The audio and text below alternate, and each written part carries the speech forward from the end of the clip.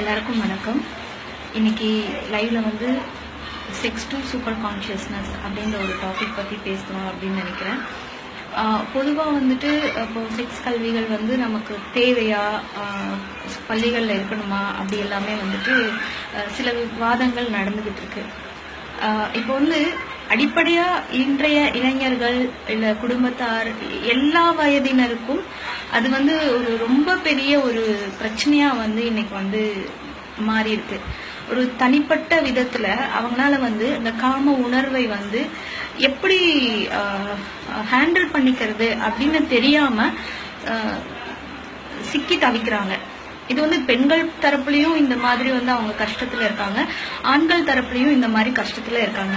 So அதனால இன்னைக்கு இந்த லைவ்ல தனித்தனியா அவங்களுக்கு வந்து நம்ம சொல்றதை விட பொதுவா இந்த மாதிரி இடங்கள்ல நம்ம பதிவிடும் போது யாருக்காவது இது உபயோகமாக இருக்கும் அப்படின்ற நம்பிக்கையில தான் நான் இன்னைக்கு பதிவிடுறேன். பொதுவா காமத்தை பத்தி அடிப்படையா நம்ம புரிஞ்சுக்க வேண்டிய சில விஷயங்கள் இருக்கு. என்னன்னா, நம்ம சாப்பிடுற உணவு நம்மளுடைய உடல்ல 7 விதமான தாதுக்களா மாறுது அப்படின்னு சொல்லுவாங்க. இப்போ 7 விதமான தாதுக்கள்னா எலும்பு, ரத்தம், சதை, மஜ்ஜை இப்படி மாறுது. இதுல கடைசியா வந்து உங்களுக்கு அந்த இனப்பெருக்கத்தின் போது வெளியேற ரசாயனமாகவும் அந்த உணவு வந்து மாறுது. இப்போ மலம் நம்ம கழிக்கிறோம், அப்புறம் வந்து சிறுநீர் கழிக்கிறோம். இது எல்லாமே இயற்கை உபாதைகள். அது போலவே வந்து உங்களுக்கு இந்த உடல்ல இருந்து அந்த ரசாயனமும் 12ல இருந்து 15 நாளைக்கு ஒரு முறை தானாகவே அது வெளியேறிடும். ஸோ தானா அது வெளியேறும் போது இந்த அடிப்படை உண்மை நம்மளுடைய கல்வி நிலையில இன்னைக்கு இல்லாம போயிடுச்சு. ஸோ கல்வியில வந்து இந்த ஒரு விஷயத்த சொல்லி கொடுக்கக்கூடிய நிலையில கல்வி இல்லாததுனால என்ன ஆயிடுதுன்னா, டீனேஜை கிராஸ் பண்ணும்போது இது ஒரு பெரிய விஸ்வரூபமான பிரச்சனையா மாறிட்டு வருது. இப்ப வந்து பாத்தீங்கன்னா, நம்ம வயிறு நிறைய நம்ம சாப்பிட்டு இருக்கும் போது உங்க முன்னாடி ஒரு பிரியாணி கொண்டு வந்து வச்சோம் அப்படின்னா உங்களுக்கு திரும்பவும் சாப்பிடணும் அப்படின்ற உணர்வே வராது இல்லையா? ஆனா காமத்தை பொறுத்த வரைக்கும் என்னன்னு பாத்தீங்கன்னா, இன்னைக்கு வாழ்க்கையில சம்பாதிக்கணும், செட்டில் ஆகணும், அதுக்கப்புறம் வந்து நல்ல ஒரு பொண்ணு கிடைக்கணும், நல்ல கணவன் கிடைக்கணும், இப்படி காரணங்கள் சொல்லி சொல்லி இயற்கையாக நடக்கக்கூடிய விஷயத்த நம்ம தள்ளி போட்டுறோம். அப்ப தள்ளி போடும்போது என்ன ஆகுது அப்படின்னு பாத்தீங்கன்னா, நடக்க வேண்டியது என்னமோ நடக்கணும் இல்லையா?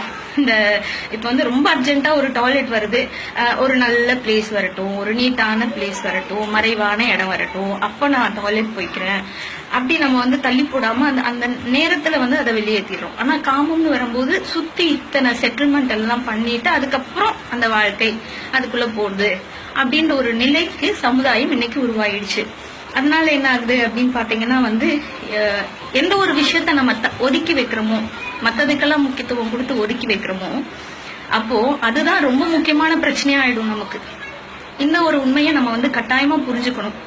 இப்போ வந்து நமக்கு எப்படி நம்ம பழகிட்டோம் அப்படின்னு பாத்தீங்கன்னா, சமூக வலைத்தளங்கள்ல வந்துட்டு ஒரு காமத்தை பத்தின விஷயத்த பேசுறதோ, இல்ல வந்து இப்ப யூடியூப்ல ஒரு வீடியோ இருக்குன்னு வச்சுக்கோங்களேன், அந்த வீடியோவை யாரெல்லாம் போய் பாக்குறாங்களோ அப்போ அந்த வீடியோ அப்லோட் பண்ணவங்களுக்கு பணம் வரும், யூடியூப்ல இருந்து பணம் வரும்.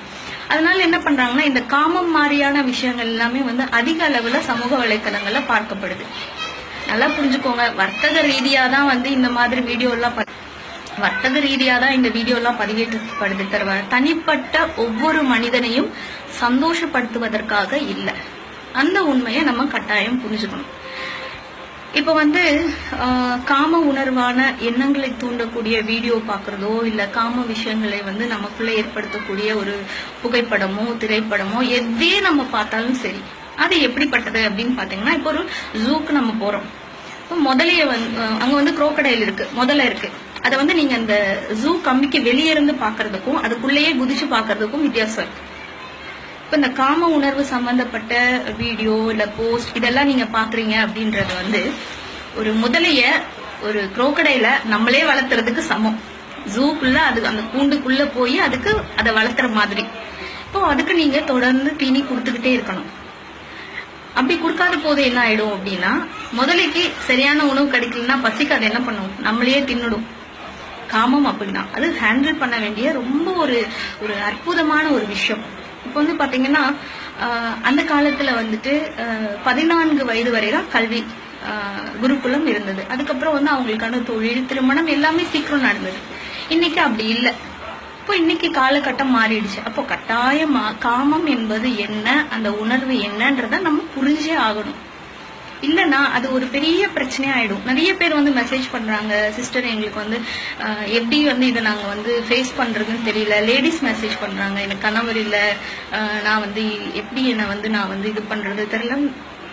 அப்போ ஒரு ஒரு பிரச்சனைய நம்ம புரிஞ்சுக்கிட்டா மட்டும்தான் அதை ஹேண்டில் பண்ண முடியும். பிரச்சனை சொன்னா கட்டாயமா அதை ஹேண்டில் பண்ணவே முடியாது. காமம் அப்படிதான். முதல்ல காமத்தை நம்ம புரிஞ்சுக்கணும். இப்போ வந்து ரொம்ப அர்ஜென்ட்டா நமக்கு வந்து டாய்லெட் வருது, இல்ல மலம் கழிக்கும் போது நம்ம போயிட்டு வந்த அப்புறம் ஒரு ரிலாக்ஸா இருக்கும் பாத்தீங்களா. அதே மாதிரி இந்த உடல்ல இருந்து 12 நாள் 15 நாளுக்கு ஒரு முறை வெளியேற வேண்டிய ரசாயனம் வெளியேறும் போது ரொம்ப ரிலாக்ஸா நம்மளுடைய பாடியும் மைண்டும் வந்து ஃபீல் பண்ணும்.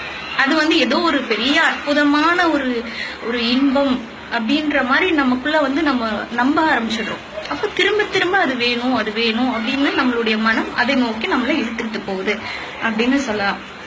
இப்ப வந்து பாத்தீங்க அப்படின்னா மகாகவி பாரதியாரனுடைய காம எண்ணம் உணர்வு கவிதையாக வெளிப்பட்டது.